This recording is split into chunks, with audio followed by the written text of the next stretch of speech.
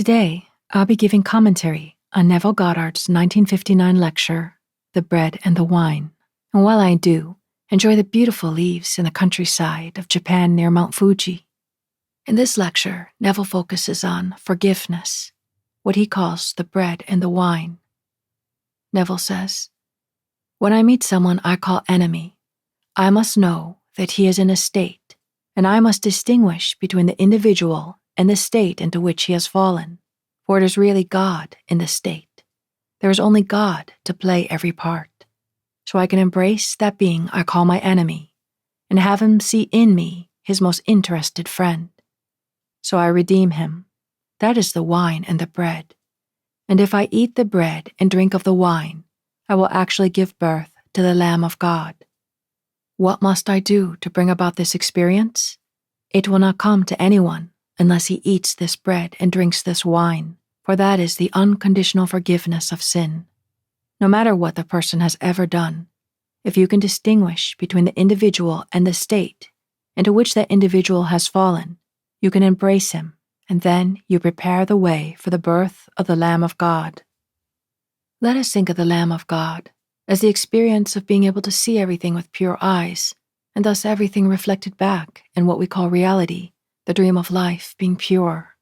It may be right now we see so many wrong things going on, and we may even see people we feel are wrong, some who have even wronged us personally who we may feel angry with.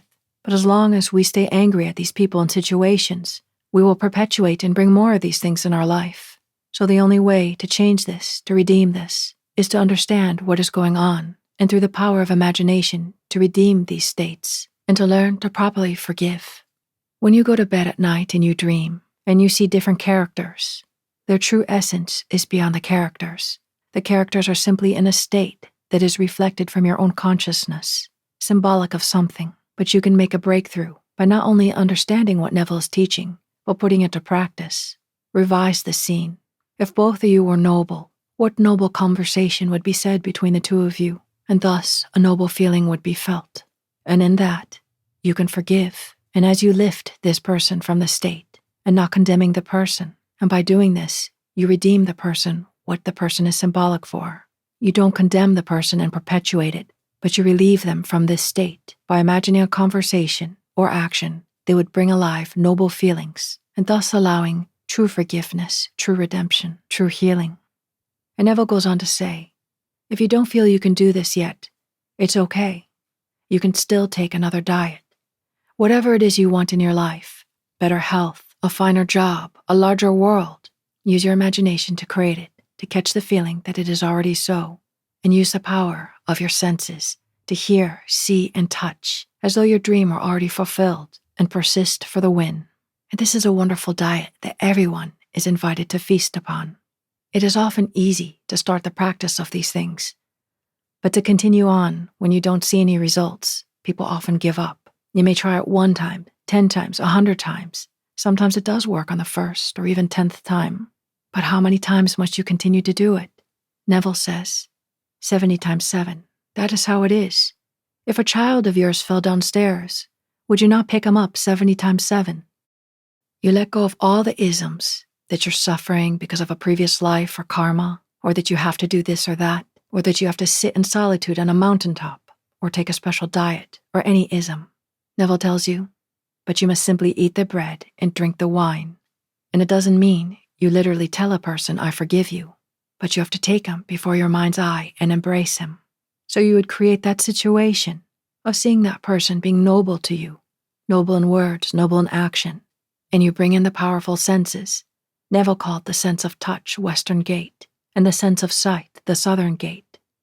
If you have someone you feel is your enemy, if for this moment you were to see then maybe this is symbolic of something reflected in your consciousness, and to realize the person is only a messenger, one who deep down is pure, but symbolically they have fallen into a state that is brought about by something in your consciousness that is reflecting it in the situation, but this gives you the opportunity to become aware and to redeem it, and to unleash fully all the goodness that you are, and that this life that lives through you is.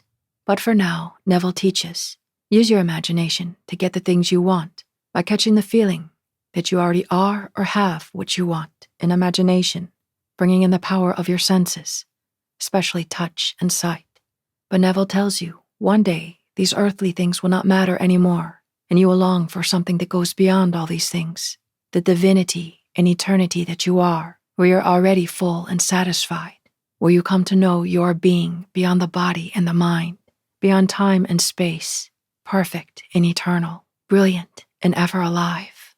And then you will come to redeem everything in your life, placing no condemnation, no blame on anything on the outside, coming to understand, in a way, it is no more than the night dream, and any disharmony you see is to be healed and redeemed, that you may know who you truly are, live and rule as your true divinity.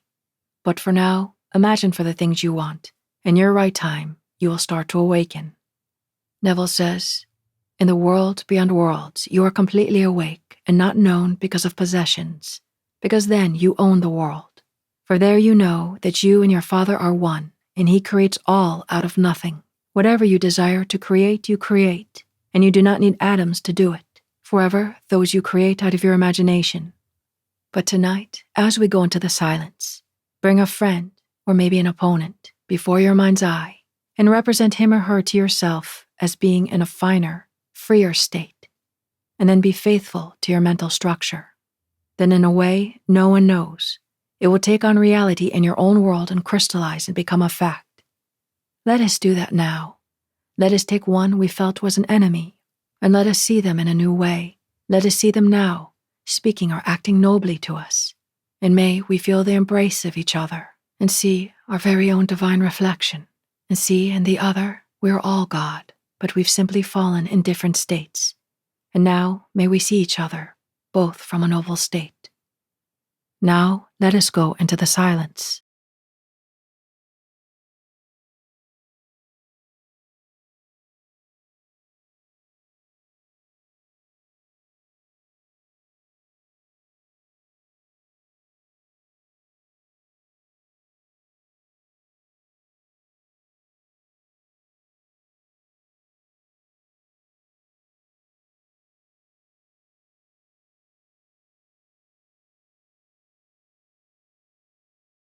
Good.